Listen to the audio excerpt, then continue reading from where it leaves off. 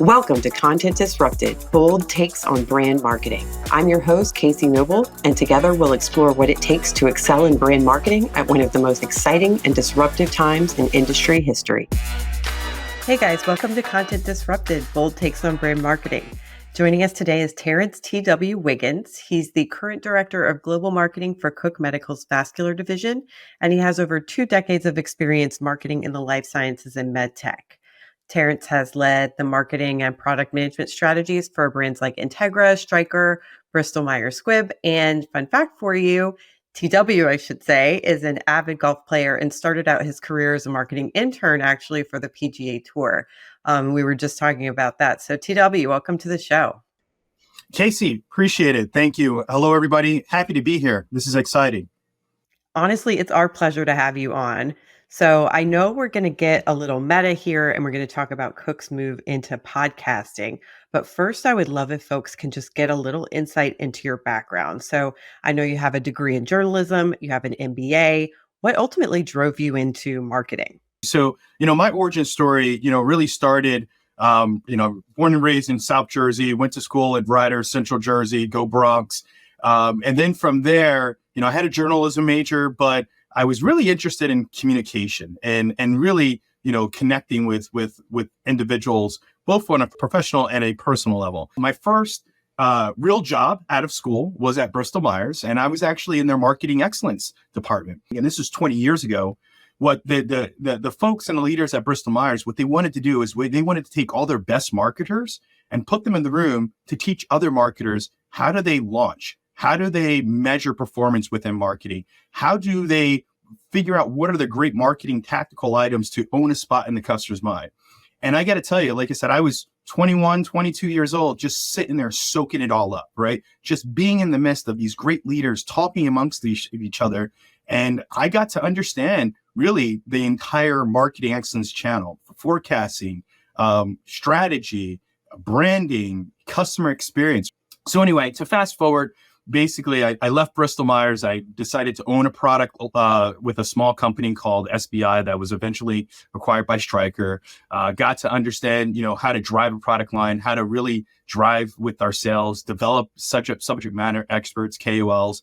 That obviously drove me to leave orthopedics. I went into Integra for a little bit, launched some products there. And then for the past decade, I was with Terumo Interventional System. I just went through my entire career history, but I'm right now as the global marketing director for Cook Medical in the vascular division.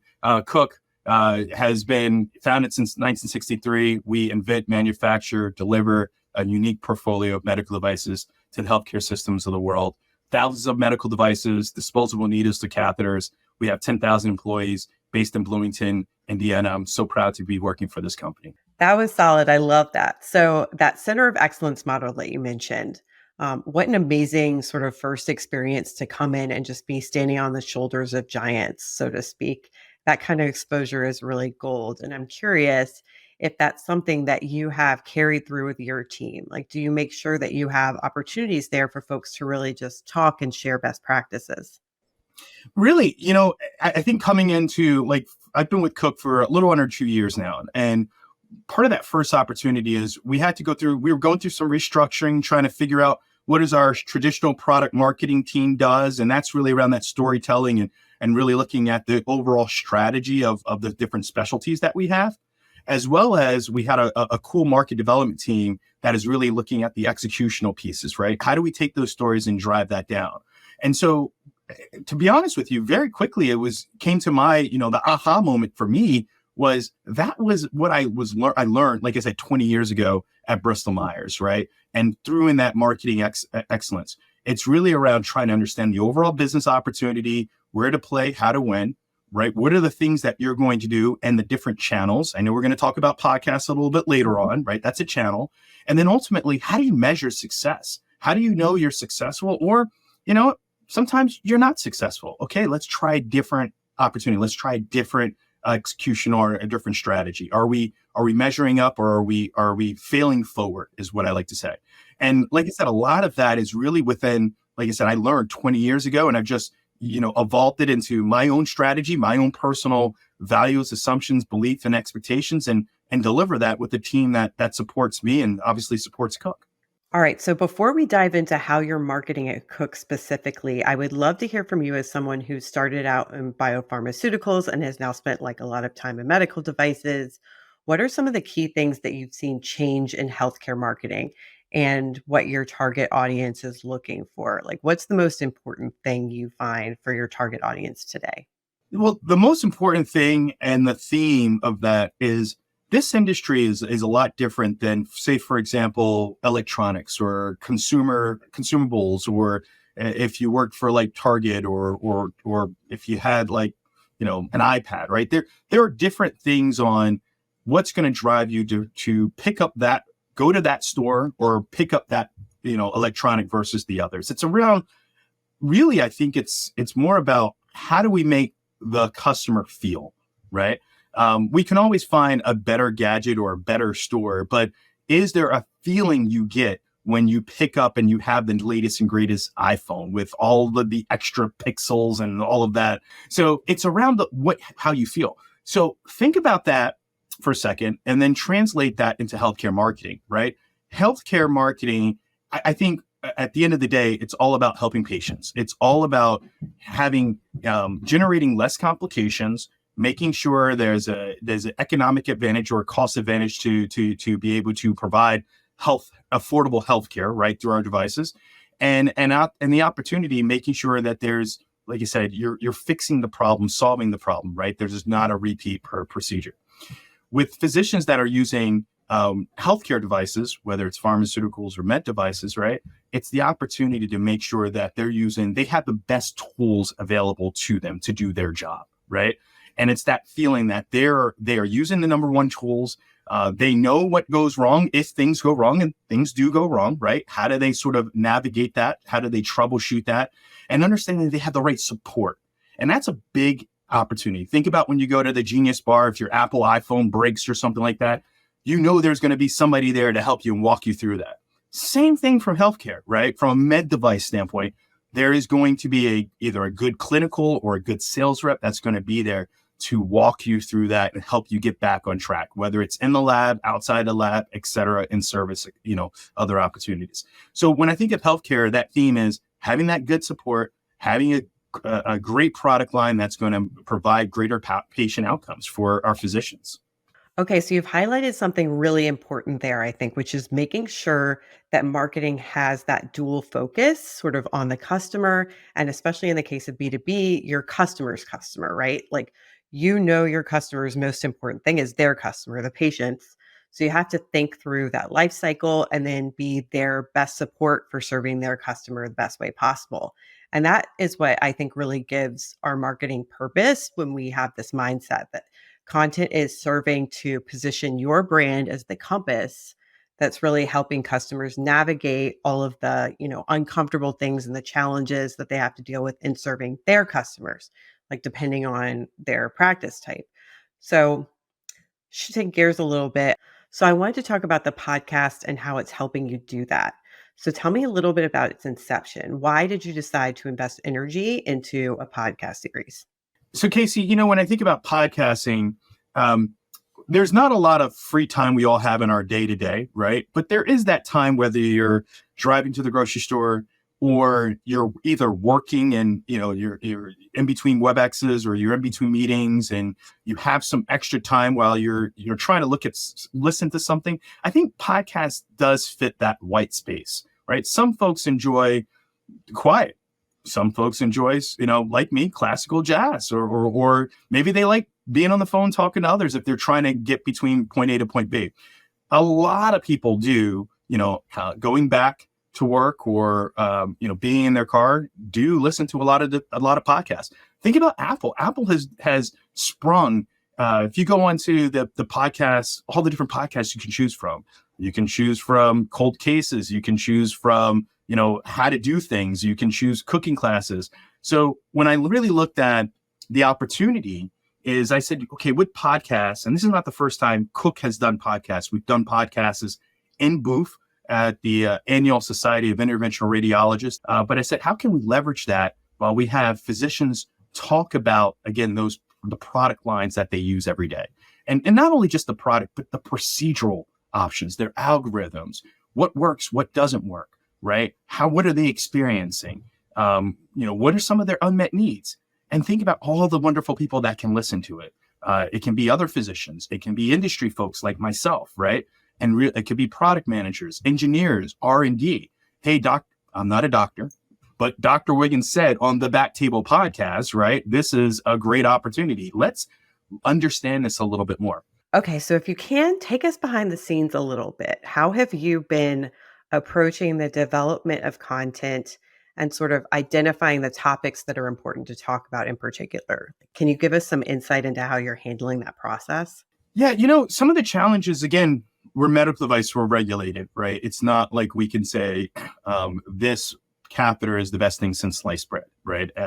Nor we would ever market that way. That sounds ridiculous, right? But you got to think about the claims, right? And how you position a product to make sure you are staying on claim, you are staying within, the regulatory boundaries, right? You're promoting fair, your balance. So all those different things, and we have a process at Cook that we walk through to make sure all those checks and balances are there. So therefore we can deliver a clear value proposition to the product or the suite of products to our physicians. So it's really just making sure we engage key stakeholders, be mindful of how we're promoting our products and devices. And then, like I said, making sure we have the right folks to keep us, quote unquote, like I like to say, keep us honest, right? Keep us honest within the field. Okay, now you mentioned something earlier that you found very important in your career, which I think is really important here, especially in B2B right now, which is expertise and tapping into that subject matter expertise. So, like those core centers of knowledge in your organization or in the community that you're fostering as a brand. And I'm curious how that has played into your podcast strategy.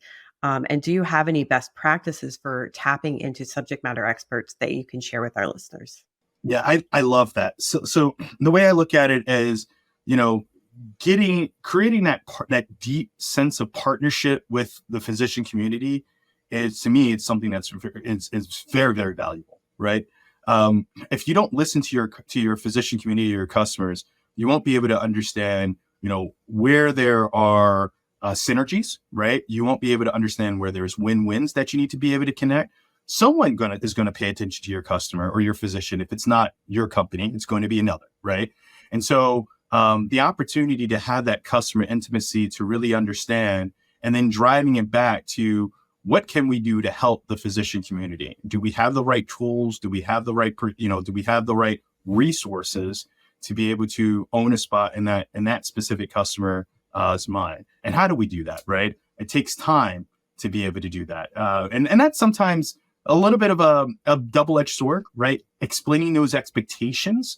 Like I said, you can write sort of a what you think is a need on a paper at a dinner conversation, and then do you think you're going to have that by tomorrow morning? No, right? There is a process to go through, and is it scalable, right? Is that need a need that's going to fit, not only just a specific geography, but a specific market as well.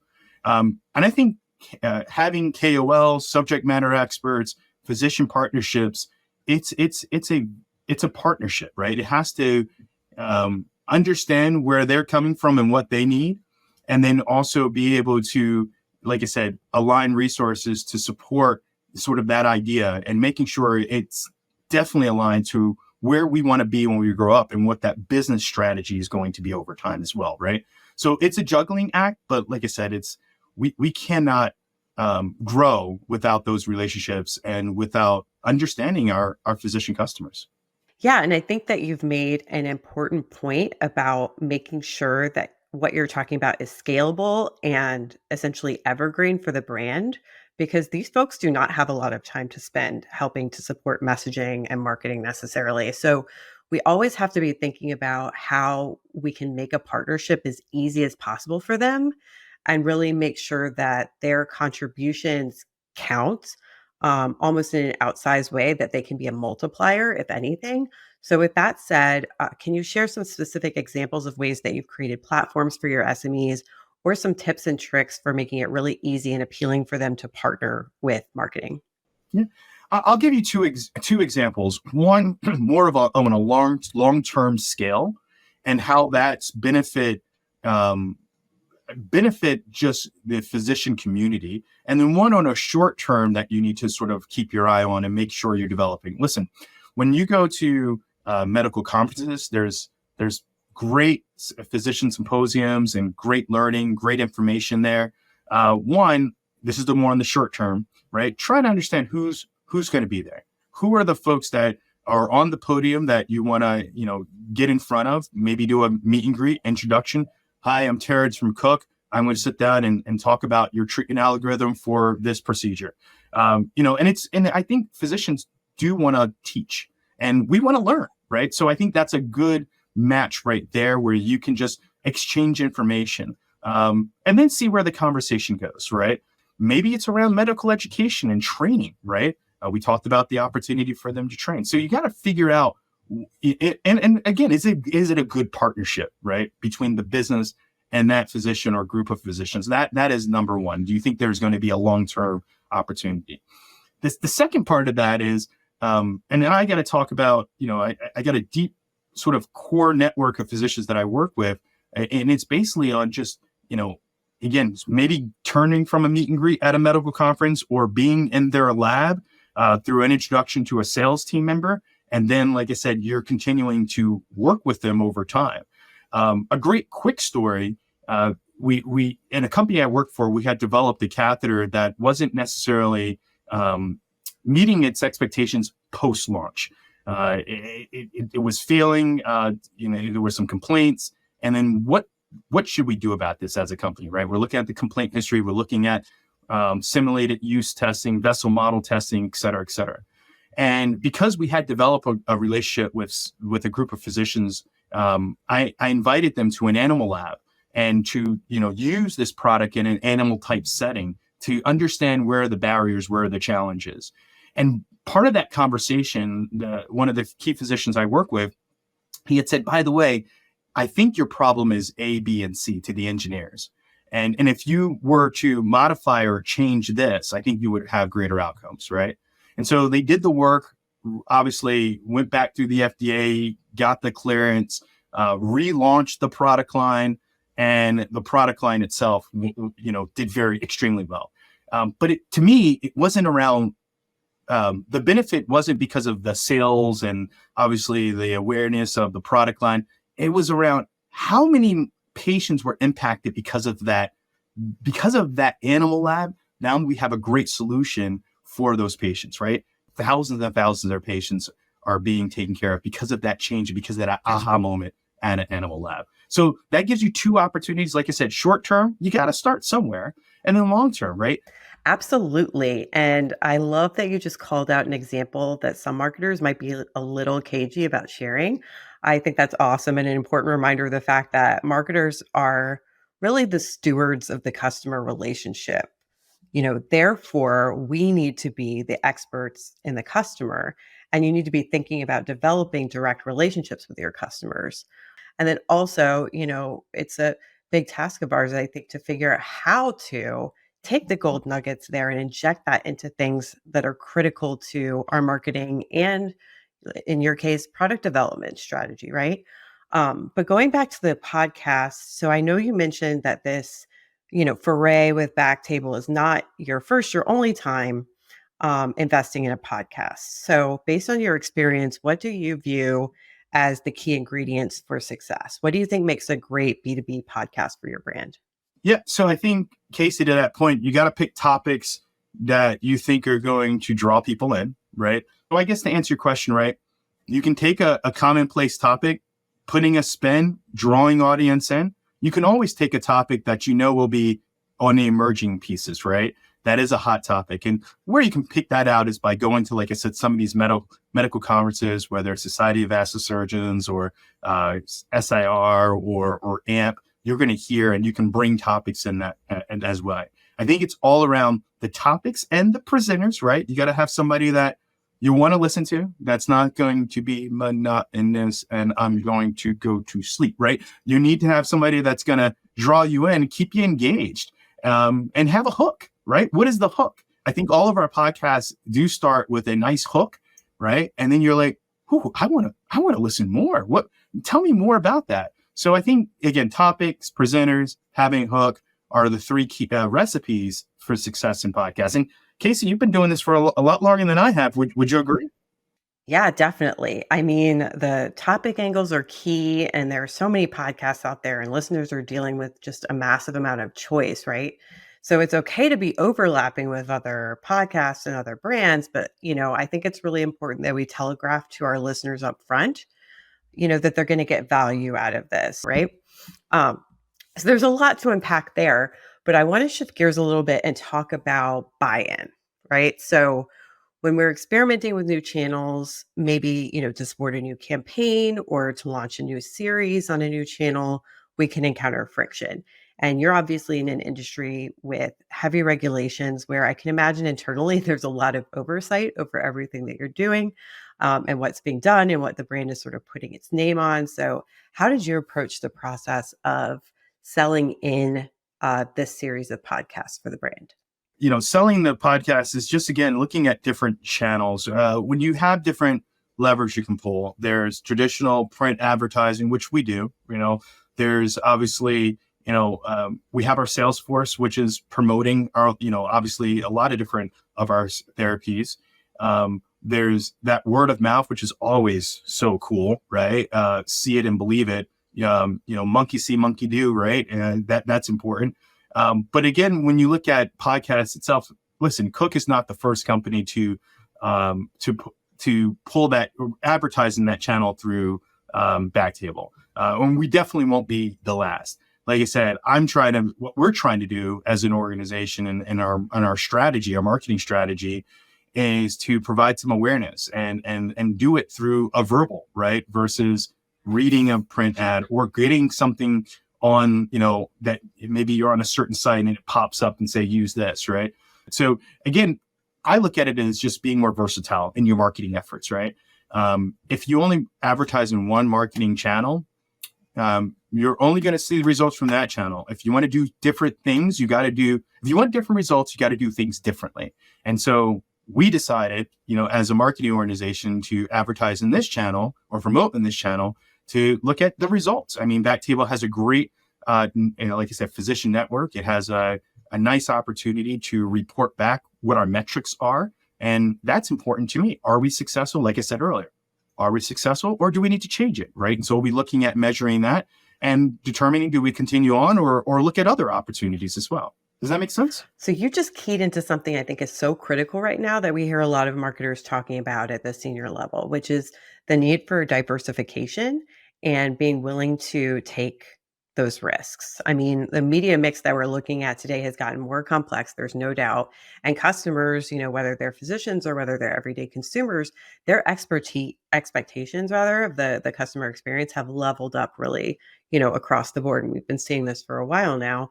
And so you have to be where they are. You have to be present, with information in multiple formats so it's accessible and as user friendly as possible.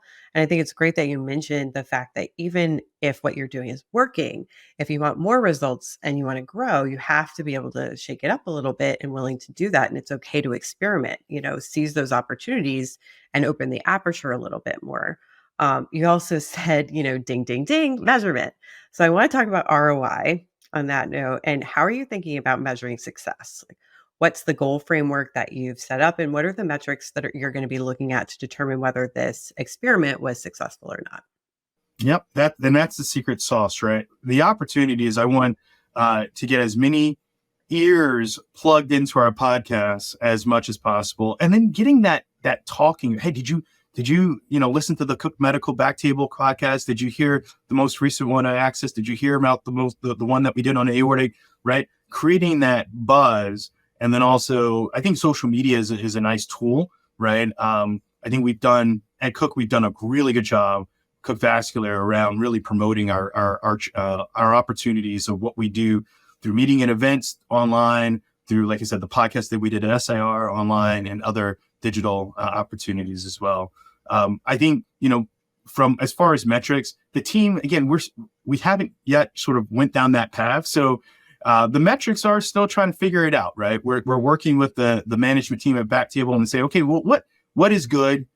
I always want to know where it's good. What I really want to know is where it's great, right? And so if I have a good metrics, I don't know the metrics itself yet. I have to dig a little deeper into it and say, okay, just to give you an example, if it's 1,000 listeners, okay, that's good compared to some other podcasts. Then I go, okay, I want 1,200, listens, or 1,200 views, or 1,500 views. So it's really trying to figure out where the baseline is, and we're working through that, right? We do have some great metrics, great analytic tools to get there, and then ultimately, how do we go from good to best in class, right? How do we go from good? So therefore, the next Cook Medical podcast comes on, you're like salivating for it. You're like, I need to listen to that. That's going to be awesome. Or the next marketing initiative we throw out, you want to cue into it. That's how we sort of create that gathering and really, like I said, drive in to the metrics. So I guess I gave you the methodology, not necessarily the answer, but we do have a methodology, and it's ultimately, where's the bar? Okay, let's go above that bar. That's the opportunity. Okay, yep. So a lot on establishing the right benchmarks first and foremost, and that's going to be that key piece of measurement framework to go up against. And I would love to hear how you're thinking about building on what's working as well. So how do we get to 1,200, let's say? How are you thinking about, distribution and getting this in front of folks to help ensure that you get the best results out of the gate? Yeah, so there's a lot of different ways. When I look at word of mouth promotion through our sales channel, we have a robust, fantastic crew of direct sales individuals that can, be there in the field. Hey, did you hear about, this? I'll send you the link. Did you hear about this Backtable? I can send you the link, right? We have Backtable to advertise on as well, and they have a whole bunch of suite of tools that we can use. We have a wonderful agency team in-house that can help us, right? That can help with promoting. We have social media, like I mentioned earlier, through paid or organic approaches as well. We have medical conferences, right? That would it be cool if you go to in our industry, VIF and Viva is coming up in the U.S., where are listening to the Backtable in the background, right? As you're sort of looking at the suite of products and interacting with our sales individuals as well. So those are just a number of different ways that we can do to make sure that we continue to get more listeners, right? Cued in on it. The nice thing about podcasts, and Casey, I'm sure you would agree, is once you record it, it's done, it's there, right? You can get a lot of legs out of it over time, right? So important to keep in mind how people, discover content in different ways and at different times, and that we really need to account for that and capitalize it, I think, up front.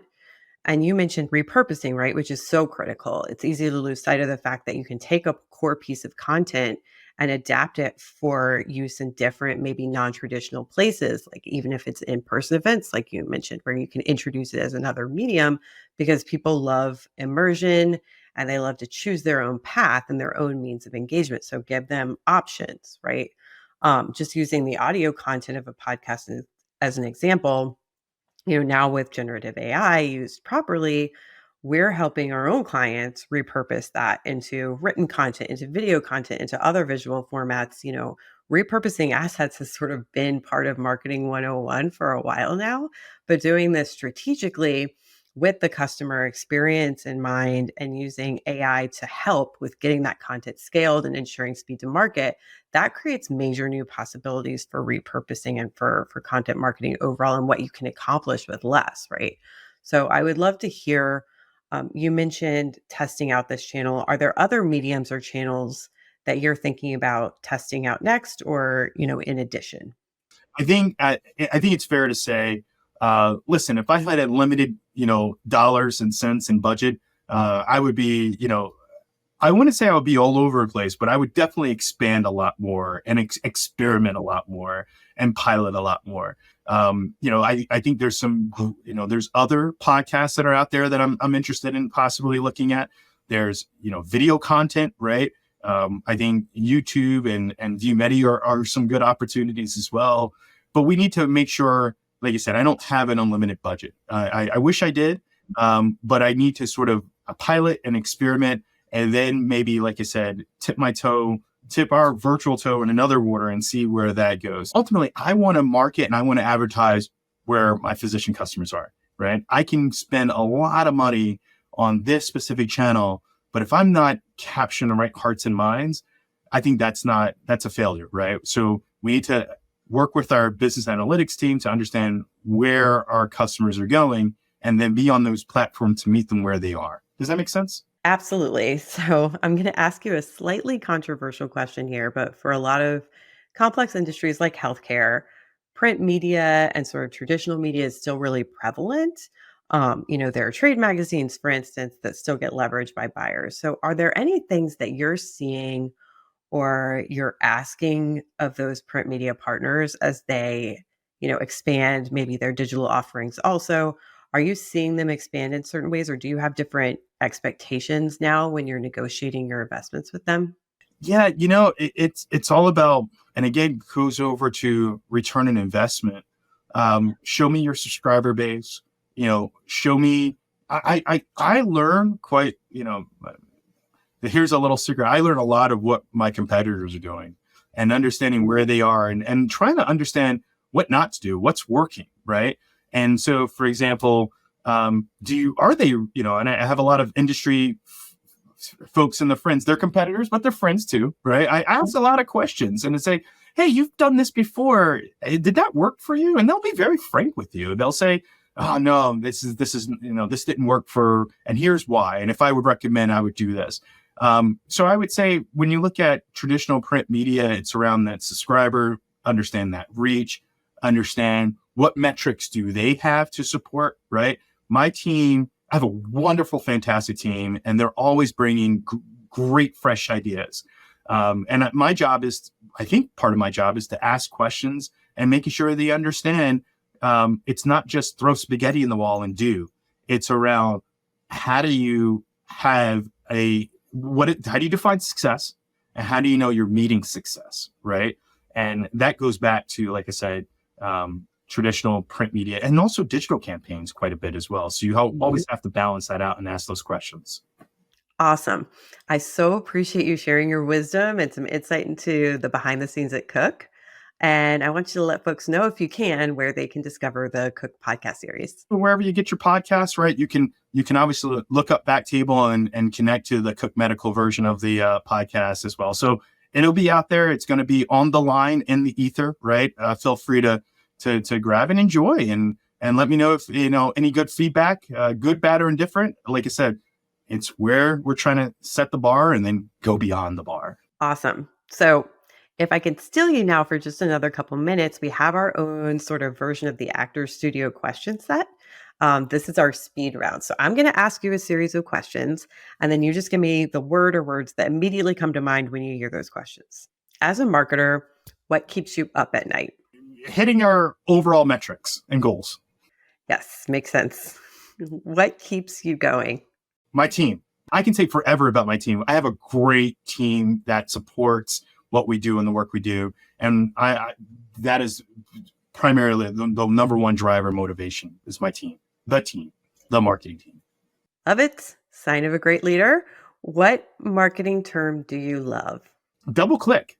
I know it sounds weird, and a lot of times I use the word. I was in some type of leadership forum, and someone said, Terrence, I want to double click on that. And I've used it. It's a marketing lingo, because why would you double click? What if you're using a Mac? Do you double click? But it gets people's attention. So in meetings, I say it all the time. And which basically means piggyback, let's circle back, right? Let's revisit it. I go, can we double click on that for a second? It's weird, but it's mine and I love it. Well, I stole it and I love it. Yeah, I love that. We're in the digital age, it immediately people get the frame of reference. I like it. It's the new way to say it. So on the flip side, what marketing term do you hate? Optics. Ooh, optics. That's a good one. It kind of gives me chills. I had a group of leaders that in a past lives, right, that had talked about optics. And every time I heard that, it was like scringe, right? I do what you need to do. What's best for the organization? What's best for the departments? That's best for the people that you manage, not optics. And I push back so much. It just makes me want to optics. No, do what is right, and you'll never go wrong. Okay, this one throws people sometimes. But what emoji best describes the current state of marketing? The little yellow guy with the hearts in the eyes, right? And because that's my emoji. I use it a lot. I always see because again, what we're trying to do is we're trying to show people added value, and you gotta love it, right? Why would you not love it? It's exciting. All right. I love that we have now come full circle. Now you're the guy who's walking out of the building with a smile on his face, going to the car, and some kid's going to come up to you and be like, "What do you do for a living?" Because you look like you love it. And you're going to be able to say, "Hey, I'm in marketing." It is. Listen, Casey, I love my job. I love the company I work for. I love the people I work with every day. I mean, I wake up pretty early, though. Who know me knows what time I'm up sending emails, and they go, "This guy is crazy." But I am living my best work life now. And that's what really drives me. So and I know it's not for everybody, but it's what I've always dreamed up to be. Right. And so it can only get better than this. Right. Absolutely. That's a great attitude to have. And on that note, as someone who's been very successful, obviously in a position where you love what you do, what's your key advice to up and coming marketers who want to be in your seat someday?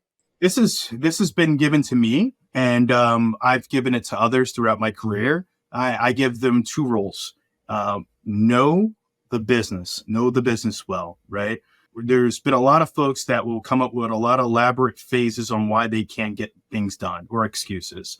If you know the business, you'll figure out how to get things done, and you're going to add value not only to your team, but to your leadership team and to the organization. So know the business. It's your job, right? Do it well. And then the second part of that is know your stakeholders.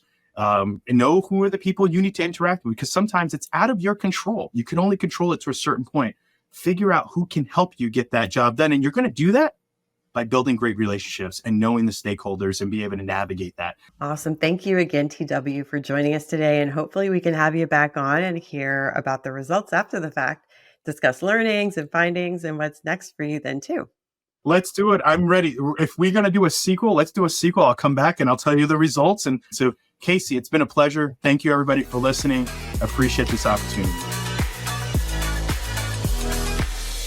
Thanks for listening to Content Disrupted, brought to you by Skyward. Stay up to date on the latest ideas and insights in brand building and content marketing by visiting our website at skyward.com. Join us for our next episode, where we'll continue to challenge marketing norms and inspire you with fresh strategies for growing business through brand storytelling. See you there.